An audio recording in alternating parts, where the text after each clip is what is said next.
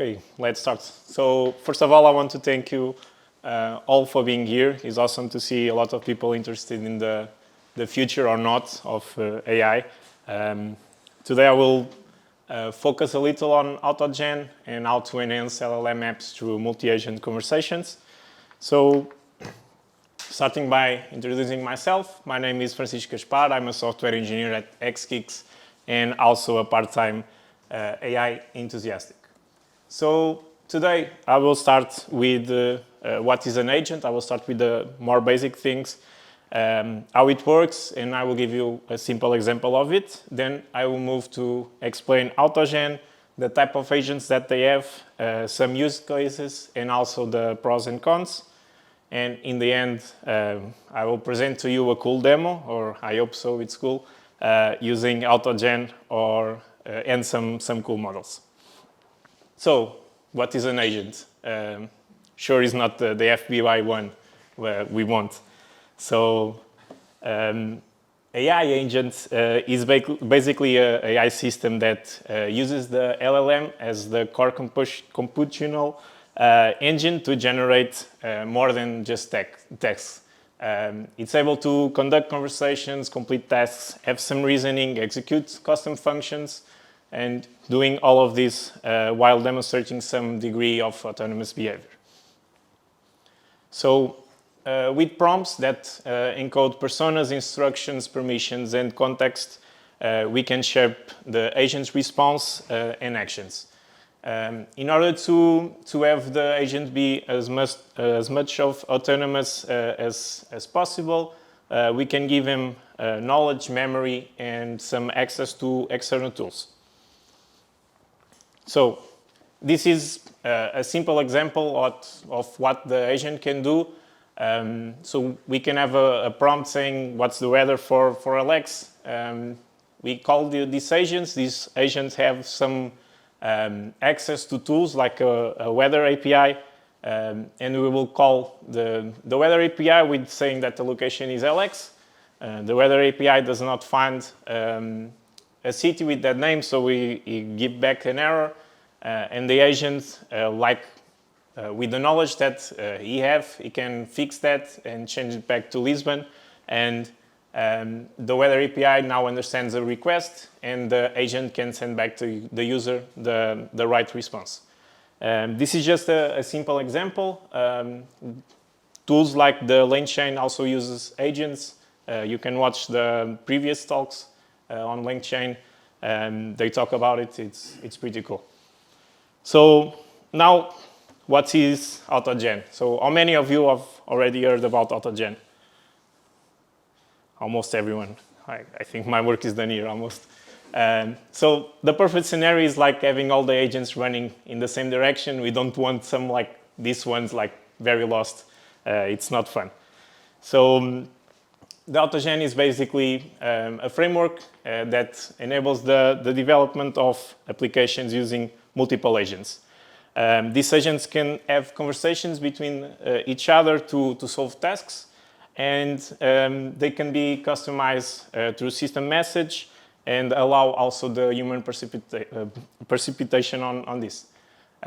It's a total open source and community-driven project, mostly driven by Microsoft and some research of the Pennsylvania State University and Washington University. We can use this, you can use AutoGen in different modes, combining different LLMs, human inputs and tools. We can even use local LLMs, the Azure one or OpenAI. It simplifies the orchestration, automation, and the optimization of the LLM workflow, and we can, the dev can have the possibility to define what's the pattern of topology they want the agents to communicate, what's the number of agents, and like the different way they do. So this is a basic example of what we can do. We can customize agents, we can have multiple agent conversations, and also we can define the pattern we want the agents to communicate. It can be that be a joint chat or something like a role play of a company, for example. And this is more like a broad example, picking up the example that we did before, but now using two agents. In this case, I'll just ask to draw me a plot of the weather for the next days, and the agent will know how to get this information, this agent back here, and the second one will know how to generate this graphic. So, inside the AutoGen, we have different agents. Everything started as a conversable agent. It's the main class that AutoGen uses, and basically can do everything that the other ones can do. It's more you can basically program it to do everything. So the first one is the assistant agent. Inside or after the conversable agent, it's the one that is more focused on solving a task.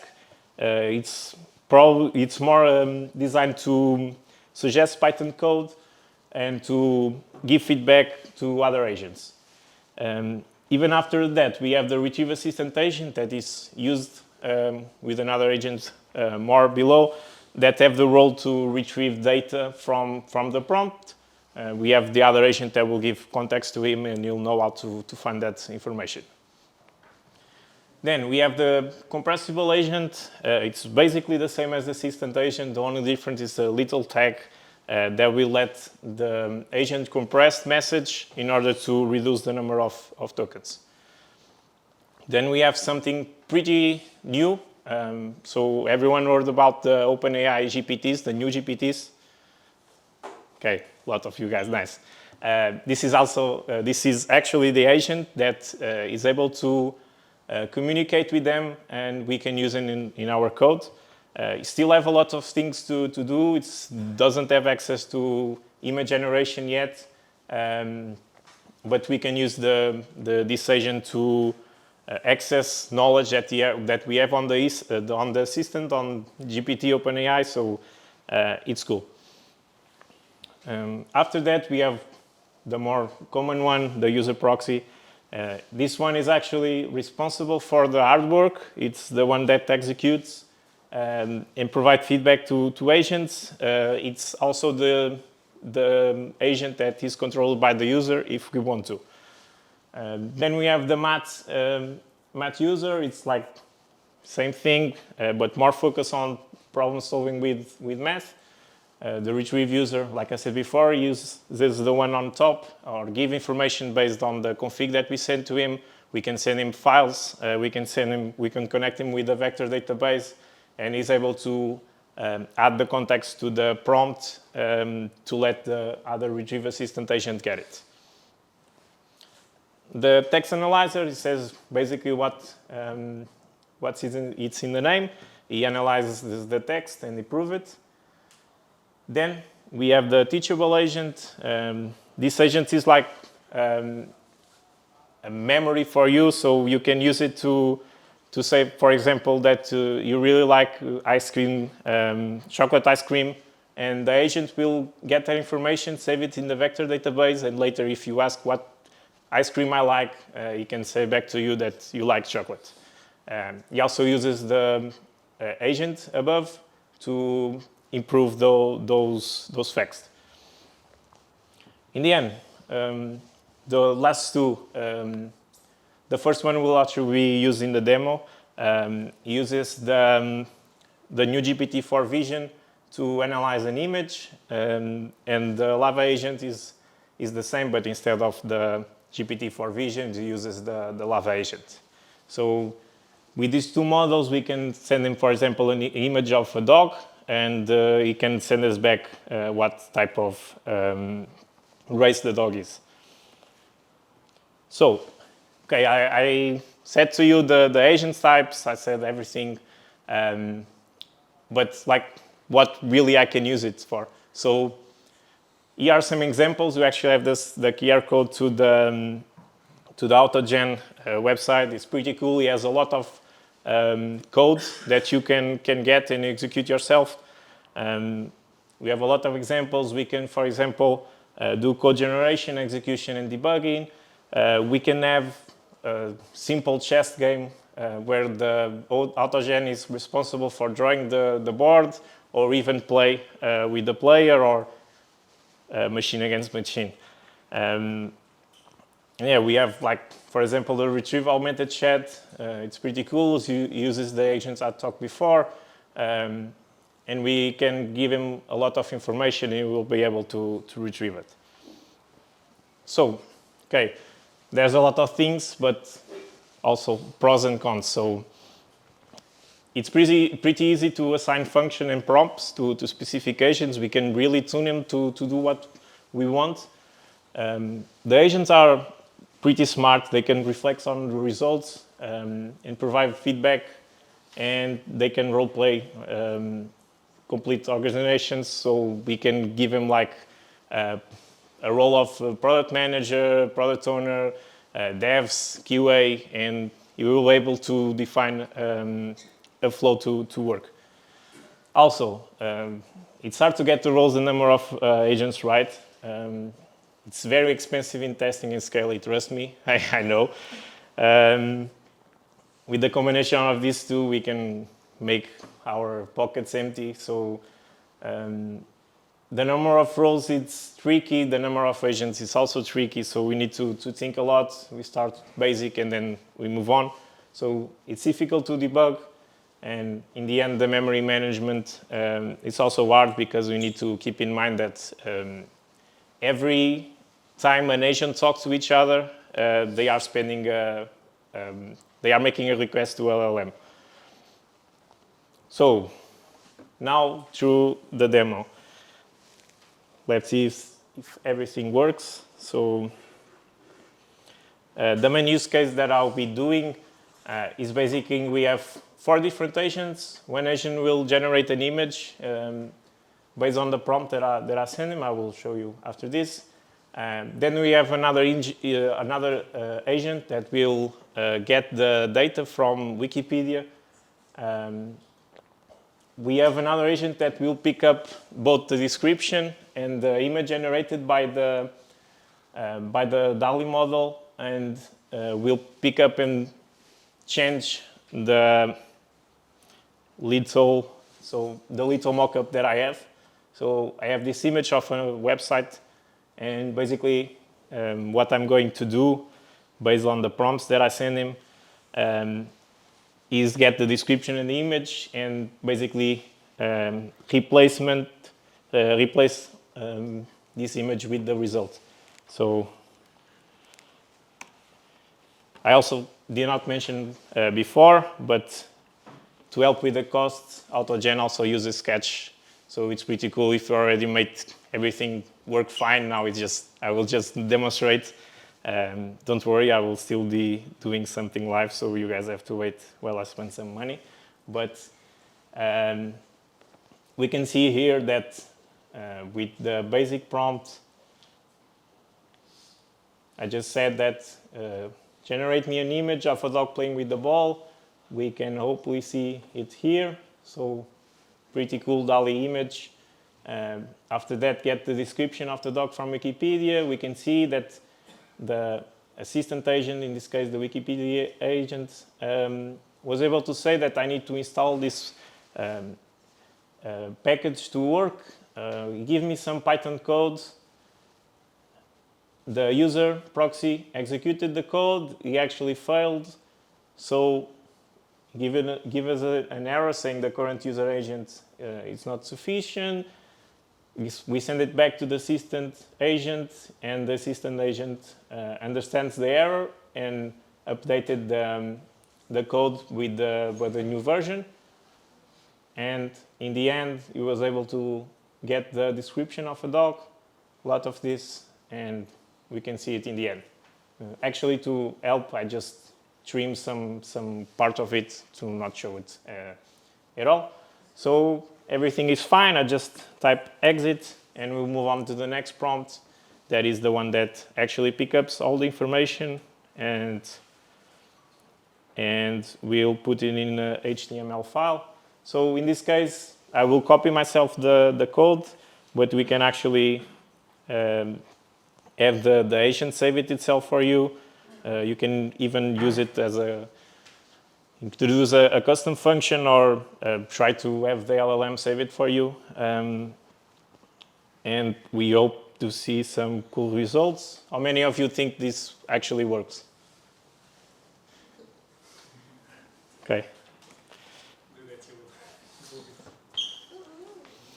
This is the final version, and let me open the mockup one. Okay, this is the mockup one. Where was the website? Well, I really like to show you both. Come on, help me. No, not this one. Okay, it's vanished from existence. It's behind.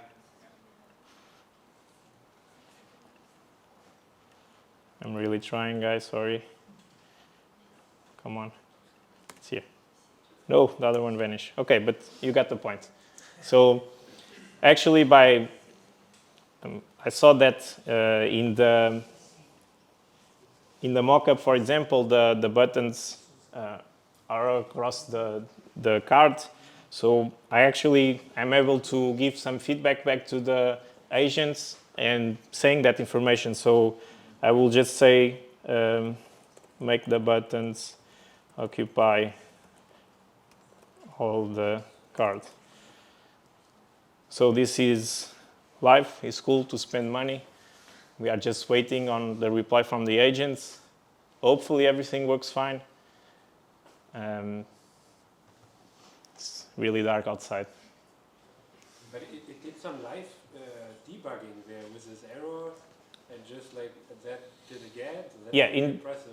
Yeah, in this case, the user proxy always tries to execute the code that the other agents wrote. So he actually tried to execute HTML, but as we all know, it's not a language, so we can keep moving on. So, okay, it says that the steps that you can move on to do that and execute yourself.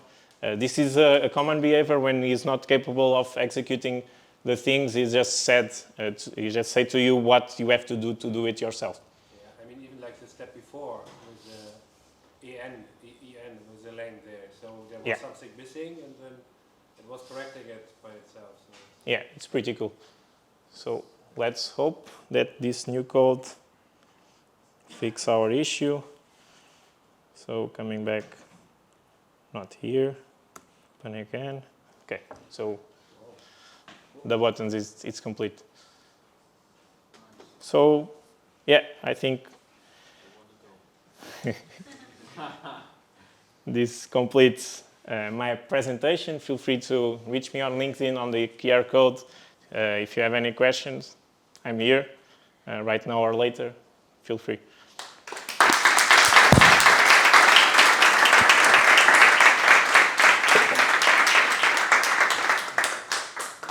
Thank you, Francisco.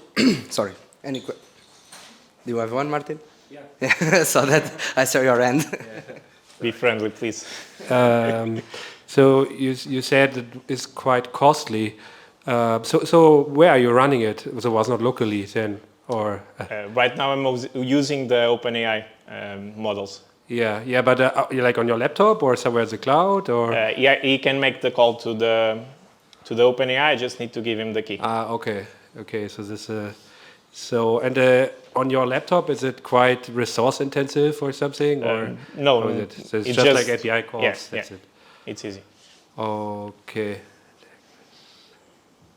And I mean, is it somehow, can it interact with the LangChain SDK, or is there Yes. some? Yes, can. Yeah, you can like the sky's the limit. You can give him a custom function. In this case, I did not include it here. Is a lot of code maybe to explain, but it's pretty easy. You just do it in the LLM config when you set up the assistant, and then you have your custom function that can execute LangChain, can do whatever you want, and after that the agent is able to recognize that function and execute it. Cool. Yeah. I mean, LangChain offers a lot of utility stuff, I guess, and Yeah. re-implementing that all again would be kind of weird, I guess. Yeah. Yeah. Pretty cool. Yeah. Thank you. Thank you. Thank you.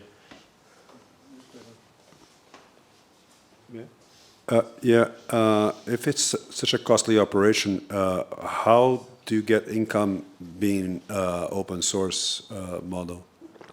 In this case, the model is not open source. The software is, the framework is. So you pay not for AutoGen, you pay for the API calls that you made to OpenAI. So if you use a local LLM, you will not pay that that price. So it's costly if you use someone else's LLM. And what holds other people from copying that code and remaking AutoGen 2 or AutoGen? That's the tricky part on AI. So I read it before, and I think I kind of agree with it. The only way that you have an AI product that is fully yours is that if you have the LLM fine-tuned it to you. So the code I brought today, if you look at it, you know the workflow. You just go home and you do it like in 10 minutes. It's not exclusive, so it's hard in the days of AI today that we can make something unique. So yeah. This corner? Yeah, there are a lot of questions back there.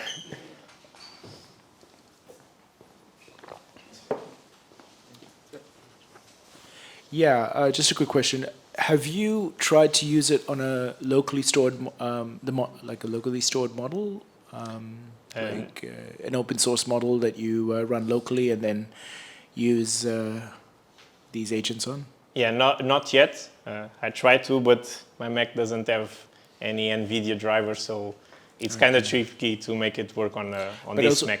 So maybe on Hugging Face then, Maybe, yeah, it's a solution, okay. yes. Okay. Yeah, just a quick question about this setting up the roles and sort of the number of roles and the type of roles. So, like, I played around with another framework that's similar like this, but can you share some insights that you have around like to getting to the right amount, the right type of roles? I mean, I start with the basic. I try to do the most work with the minimum agents, but I also have to keep in mind that if we want the agent to do two separate completely things, we need two agents. So basically we need to make sure our structure is defined, and we need to understand it's tricky. I think we need to, it's kind of error and trial to think, but the advice that I share is start with the basic and try to split from there.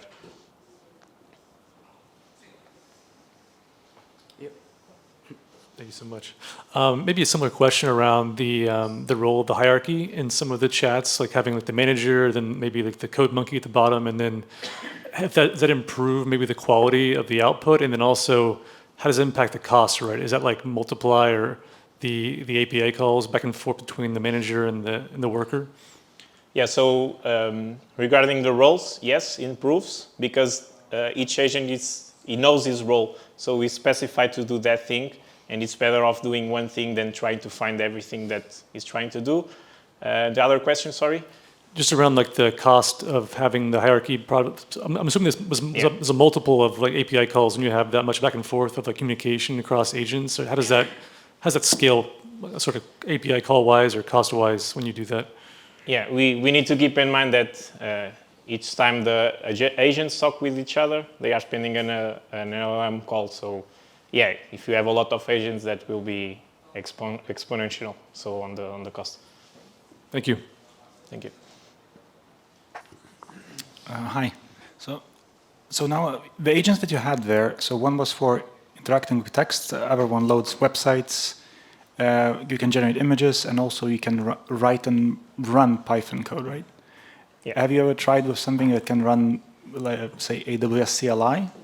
So let's say if I would ask, I want an agent that goes ahead and finishes the job, takes this whole thing and deploys to AWS CDN, so CloudFront.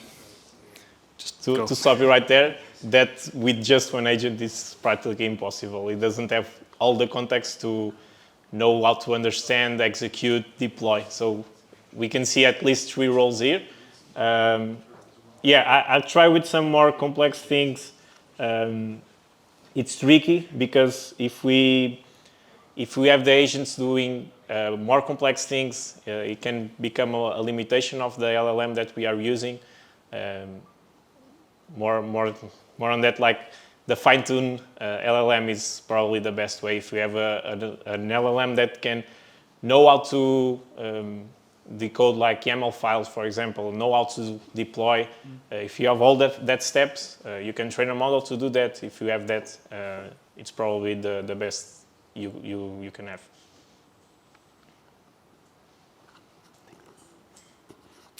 Hello, thanks for that. And I saw at the beginning of this project that was with the university you mentioned that they created a village with AI characters talking to each other and living, going to the bar and everything. But I still haven't seen anything for real. Do you know of any project actually using, even if it's something simple, but actually a project that is really using AutoGen, or I remember of another framework that is similar, Meta GPT, I think, that is the same concept. Okay. Do you know of any project that uses? Right now, by name, I don't. But one of the most famous cases that I know that there are some out there are the retrieval, the RAG agent. So the retrieval augmented chat, it's a pretty common thing that major companies are already introducing. It's a simple thing, doesn't have a lot of errors. It just pick up some files that the user has, and the user just go back and say, like, for example, I have a list of 10 PDFs with information about animals, for example. One about a cat, one about a parrot, another about the dog. We can pass him to the user proxy, and he can decode that. And the user just goes to the chat and asks what is a dog, and we have that information back there, so it's pretty reliable. Mm-hmm. It doesn't require LLM knowledge, so just need to know how to execute that. So it's a pretty common case. It's not error prone or less error prone, so companies are using that. Okay, yeah, but we can do that with just one normal LangChain as well, right? Yeah. The other question that I heard a guy telling me that he was able to get very good results with ChatGPT 3.5 because as you have, like I said, more specific agents, you might be able to get even a better result, but still using the 3.5. Did you have any tests on that? In this case, on the example, I can show you the configs, but I'm actually using the new 4. This one is the vision, but I'm actually, this one is the DALI. Okay, the new 4 vision. The 3.5 with AutoGen, it leaves the agents very confused. We can see communication like finishing a task, and they say thank you, and the other agent responds thank you for your thank you message, and it goes on until it's it's not very helpful.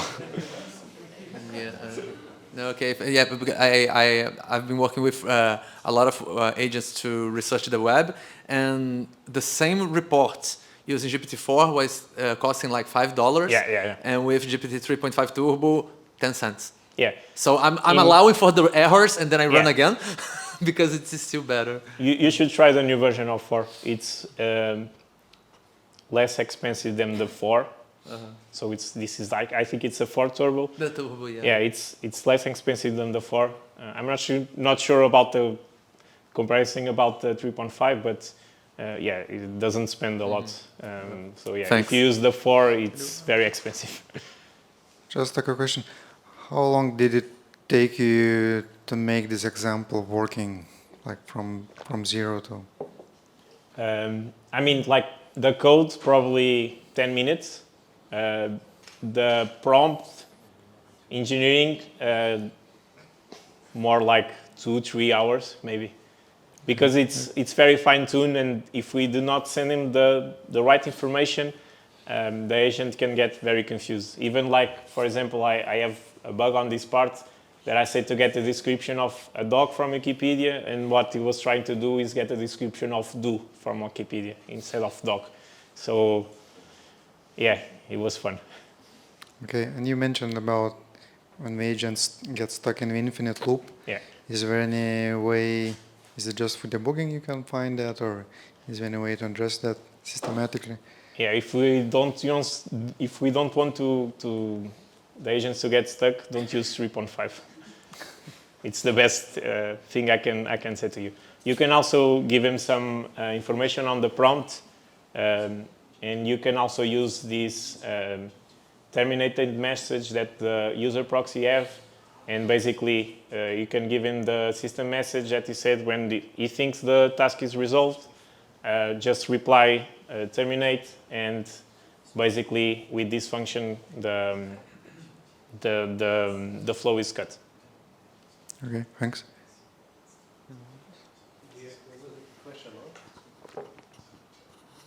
Sorry, I think you had a question. Yeah. Why did you make the choice of having API calls to OpenAI instead of using LangChain and having your own language model? I'm not sure if my question is precise.